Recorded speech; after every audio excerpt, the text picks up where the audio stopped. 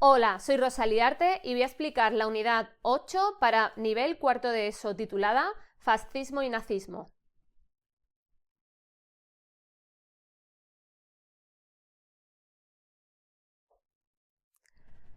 En esta unidad, una primera parte de ella habla sobre la Italia fascista. Vamos a conocer cómo ascendió al poder Benito Mussolini y cómo fue el gobierno de Mussolini, conociendo las características del fascismo. Para comenzar conociendo la Italia fascista, tenemos que conocer cómo ascendió Mussolini al poder. Y en este caso vamos a ver qué sucedía en Italia en aquella época. Y es que tras la Primera Guerra Mundial, Italia lo que vivía era una gran deuda por la guerra. Subieron los precios y hubo mucho paro. Los soldados volvían de la guerra y no tenían un trabajo al que dirigirse, ¿no? Había una situación de crisis general en el país y los partidos políticos no saben hacer frente al gran problema que tiene el país. El pueblo comienza así a apoyar a partidos extremistas. Habían de dos tipos. Los partidos comunistas, el Partido Comunista de la Izquierda, influenciado por Rusia, como ya sabéis, un partido de izquierda, y luego los Fasci Italiani di Combattimento, que estaban dirigidos por Mussolini y defendían el fascismo y eran de derechas.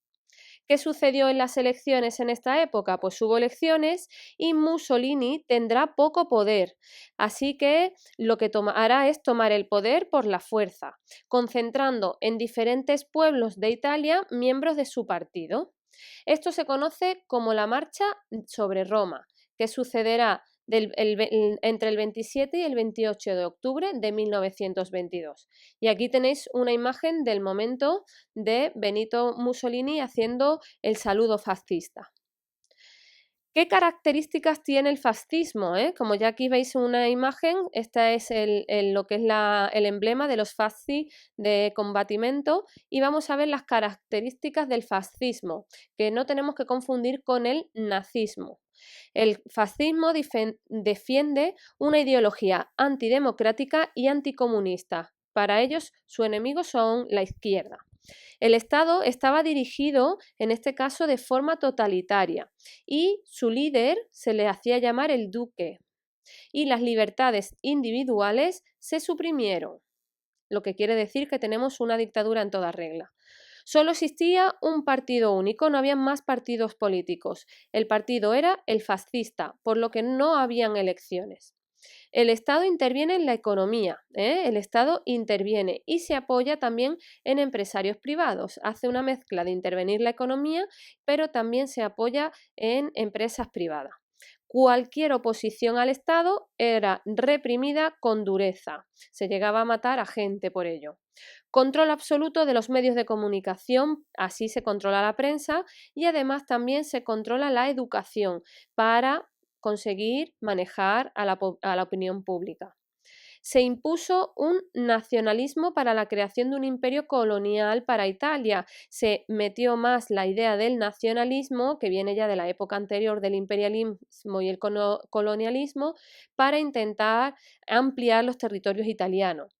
Se desarrolla el culto a la violencia y el militarismo. Al contrario, no se le convence directamente, se dice que se le elimina, o sea, a matar a las personas que estaban en contra del partido. Se adoptó un estilo militar con himnos, uniformes, que en este caso de los fascistas era la camisa negra, símbolos, los fasces, banderas y grandes concentraciones para ello. Así podemos ver la ideología del fascismo cuyo protagonista es Benito Mussolini, que toma el poder desde 1922. La segunda parte de la unidad trata sobre el nazismo y vamos a conocer la Alemania nazi. La primera parte de este apartado es la Alemania de la posguerra, o sea, la Alemania después de la Primera Guerra Mundial, y además lo que se conoce como la República de Weimar, periodo que va de 1919 a 1933, que es cuando Hitler gana las elecciones. Como ya os he comentado, el siguiente punto es la Alemania nazi, que se divide en 3 apartados. Nos vamos al primer apartado, en este caso la República de Weimar, la Alemania de después de la Primera Guerra Mundial. Es el periodo que va de 1919 al 33. Y es que tras la Primera Guerra Mundial, en Alemania se crea una república gobernada por un régimen democrático. ¿Qué tenemos? Se conoce como la República de Weimar porque la reunión se hizo allí donde se creó esta república. El partido más importante en esta época fue el socialdemócrata, con mayoría en el Parlamento. Pero la nueva democracia contó con nuevos partidos políticos, con oposición. ¿A quién teníamos en la oposición? Pues por un lado a la extrema izquierda. Pensaban que era un régimen moderado y por ello querían imponer un régimen comunista en su país. No estaban de acuerdo de que los socialdemócratas que gobernaban eran moderados. Así, lo que quisieron era poner un régimen comunista influenciado por el ruso, pero en este caso un comunismo en Alemania. Intentaron ponerse por la fuerza, pero el gobierno lo evitó. Y por otro lado tenemos otro partido político. En este caso, los grupos conservadores opinaban que el gobierno socialdemócrata había traicionado a Alemania por aceptar el Tratado de Versalles. O sea, este partido estaba en contra del Tratado de Versalles de la Primera Guerra Mundial. En 1920, Adolf Hitler crea el Partido Nacional Socialista. Se conoce con estas siglas, NSDAP. Y en 1923, Hitler intentó un golpe de Estado que se conoce como el Putsch de Múnich, pero fracasará en este golpe de Estado. Pero la situación económica en Alemania en esta época llevó a una hiperinflación. El dinero no valía nada y la población se empobreció cada vez más. ¿Qué pasará en este momento? Pues llegará una nueva persona en esta época, que es el mariscal Hindenburg, en 1924. ¿Y qué hizo? Fue elegido presidente de la República y la vida pareció pues calmarse un poco en Alemania. Aquí tenéis al mariscal Hindenburg con su bigote característico.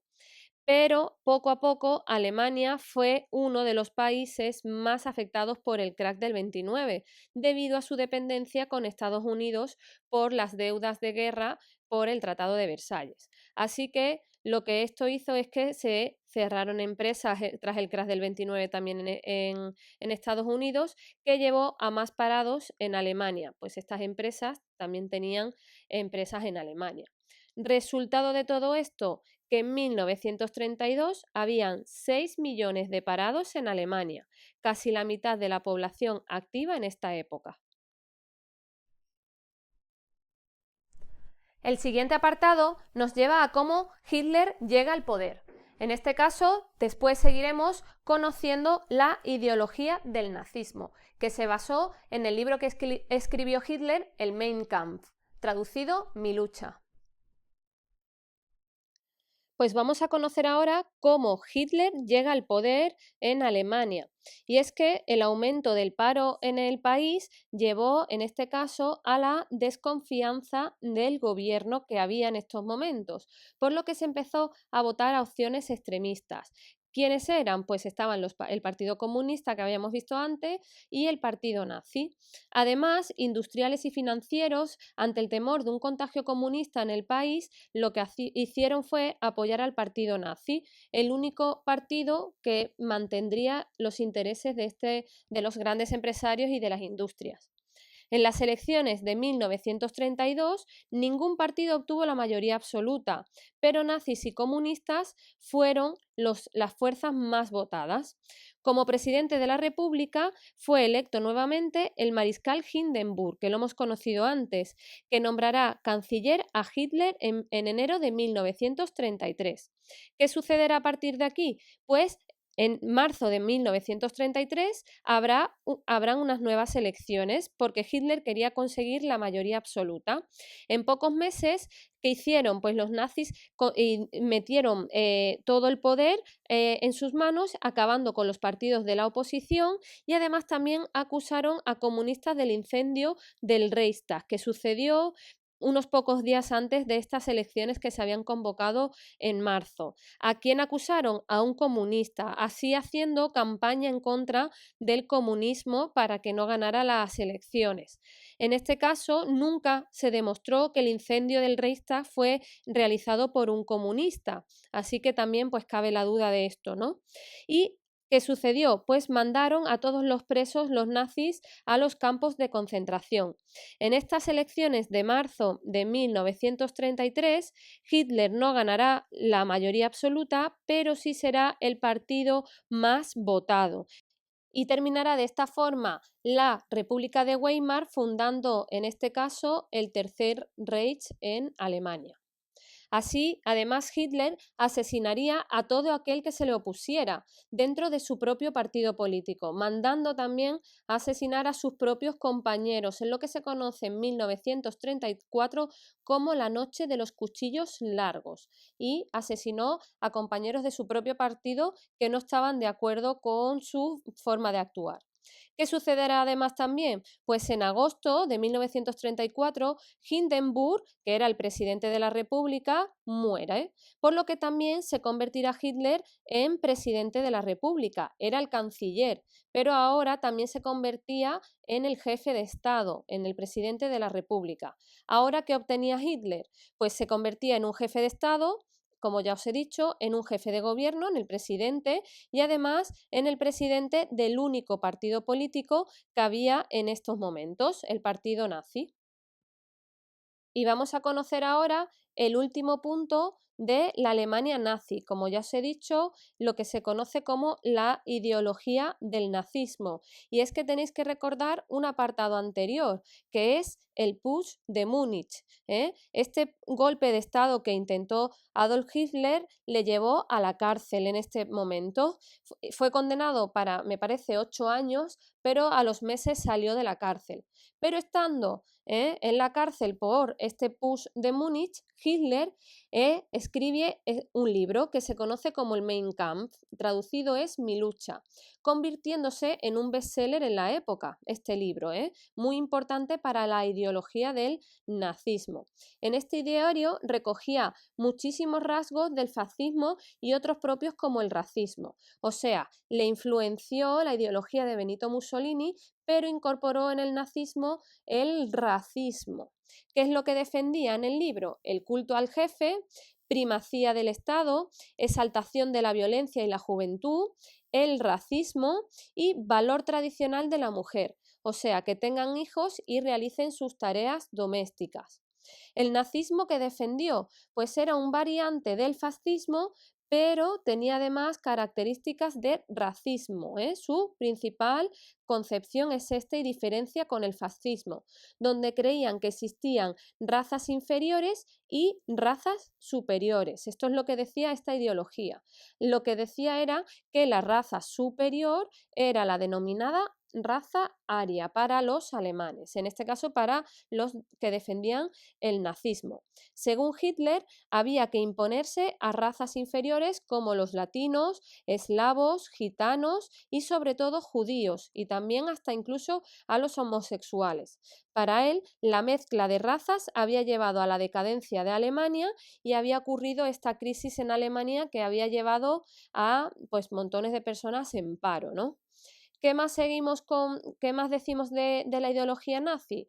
Pues su defensa principal fue la pureza racial. Se llevó a cabo y que se decía que se tenía que asesinar a todo aquel que no era perfecto racialmente, pues también a locos, a discapacitados, a homosexuales también, y se impuso un sistema político antisemita, que es lo que se conoce como esta ideología de pureza racial.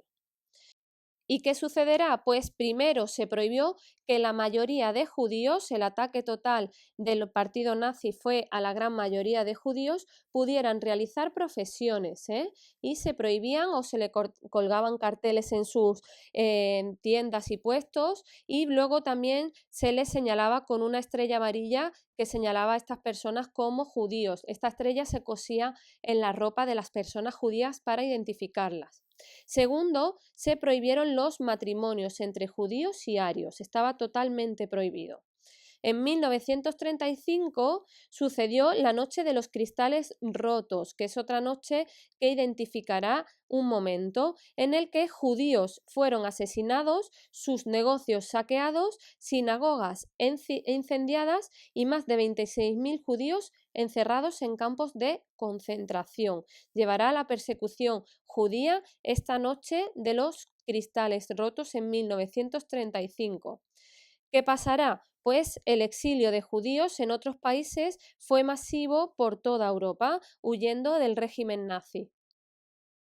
Aquí tenemos una imagen de presos en los campos de concentración que le ponían esta ropa a rayas de color blanco y azul. Tristemente, como podéis ver, pues rodeados de vallas electrificadas y donde se mató a millones de personas. En 1942, con la Segunda Guerra Mundial, Hitler aplicó lo que se conoce como la solución final. ¿Y qué es esto? Pues que todos los judíos y gitanos de Alemania y de sus conquistas, de los países que también conquistaron en la Segunda Guerra Mundial, eran deportados a campos de exterminio que normalmente llegaban en vagones de trenes. Al menos murieron 5 millones de judíos y en estos campos como Auschwitz, que podéis ver aquí la imagen, y Treblinka. Un horror que cometió el homicidio nazi, pues mató a millones y millones de personas que fueron descubiertas posteriormente cuando se liberaron los campos de concentración en la Segunda Guerra Mundial. Aquí tenemos así lo que supone la ideología del nazismo. La última parte de la unidad se trata del punto de la política de la Alemania nazi. Se divide en dos apartados. Por una parte, la política interior, donde hablaremos de cómo Hitler prohibió los demás partidos políticos y su ayuda en política interior eran las SS y la Gestapo. Y después vamos a ver en un segundo punto la política exterior, en este caso que se basó sobre todo en el pangenarismo y en la teoría del espacio vital.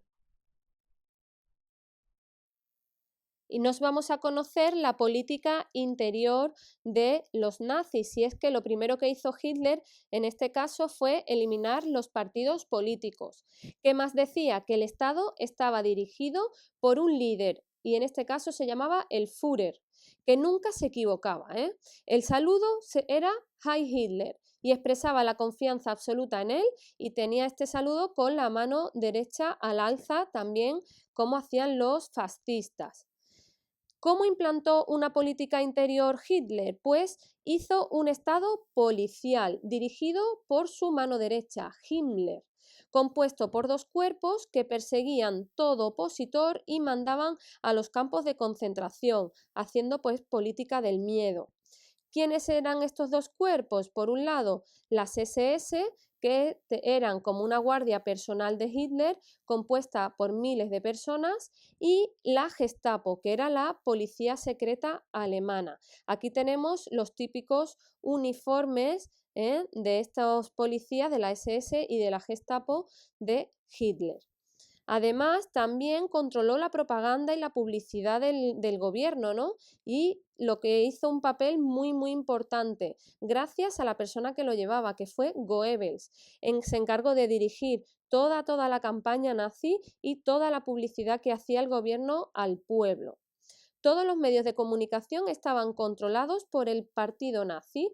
Totalmente podemos ver que era una dictadura. La prensa, la radio y el cine, que se encargaban de ensalzar siempre a Hitler y de transmitir una visión denigrante de otras razas. Además, la educación transmitía la ideología nazi. Los jóvenes tenían que ingresar obligatoriamente en las juventudes hitlerianas y las mujeres eran educadas para estar en casa y cuidar de sus hijos. De esta forma, y así, la oposición al nazismo era nula, casi nula. Además, se le agradecía que había solucionado el paro que había y la crisis económica que tenía Alemania en esta época. Aun así, es muy difícil saber cuántos alemanes apoyaban al partido nazi, ¿no? Si realmente muchos no se atrevían a rechazarlo, más bien por miedo a que los mataran. Y más de uno pues se resignó a vivir en esta situación. También habría alemanes que lo apoyaran totalmente, pero bueno, es difícil de saber. Comprendiendo la política interior, vamos a ver en qué se basa la política exterior. Y es que la ideología nazi era expansionista totalmente, ¿eh? Así que lo que ambicionaba era ir más allá de las fronteras que tenían impuestas por el Tratado de Versalles. Ya sabéis que en la Primera Guerra Mundial se le prohibió a Alemania su expansión, pero el nazismo apoyaba esta idea nacionalista de expandir sus territorios. ¿Qué bases ideológicas tiene este expansionismo? La primera, el pangenarismo. ¿Y qué es esto? Pues son que todas las poblaciones de origen alemán en la historia, en este caso de toda Europa, debían unirse en un solo estado que tenían que conquistar los nazis. Y además la teoría del espacio vital. ¿Qué dice esta teoría? Que los arios tenían derecho a conquistar territorio a expensas de los eslavos y otras razas inferiores, pues ellos eran la raza superior. Además de esto, Hitler se saltará totalmente el Tratado de Versalles, como os lo he dicho, no cumplió lo que se le dijo de hacer, ¿no? Se dijo de hacer a Alemania. Primero realizó un plan de rearme y militarizó su país. ¿Qué hizo además? Poner el servicio militar obligatorio en su país. Goering puso en pie un ejército potente y moderno. No, se volvió a crear militarización en el país, algo que tenían prohibido. Comenzó la expansión. Primero, en 1938, las tropas alemanas invaden Austria y la anexionó a Alemania y la región de Checoslovaquia, ahora República Checa, de los Sudetes. En 1939 ocupó toda Checoslovaquia, República Checa actual. Así se salta el Tratado de Versalles poco a poco. ¿Qué pasará? Pues también creará una economía para la guerra y esto llevará a que quería acabar con el paro para contentar a la población, lo que puso así una política de grandes obras públicas, creando muchísimo empleo y sacando a Alemania de la crisis. Además creó la autarquía y creó industrias relacionadas con el ejército. ¿Y qué es esto de la autarquía? Se trata de autoabastecimiento, crear un país en el que se pueda autoabastecer propiamente y no necesite ayudas externas para sustentarse en su economía. Así, también con la creación de industrias relacionadas con el ejército y preparándose para una futura guerra, pues consiguió sacar a Alemania de la crisis, como ya os he dicho. Además, también grandes grupos industriales apoyaron al régimen nazi y obtuvieron grandes beneficios de apoyar a los nazis. Este último apartado nos lleva a hablar de nuestra entrada en el blog, y es que tendremos que realizar una entrada en el blog contestando a la siguiente pregunta. ¿Qué factores hicieron posible el auge de los fascismos en Europa? ¿Por qué surgieron? Piensa, busca información en internet y escribe una entrada en el blog sobre ello.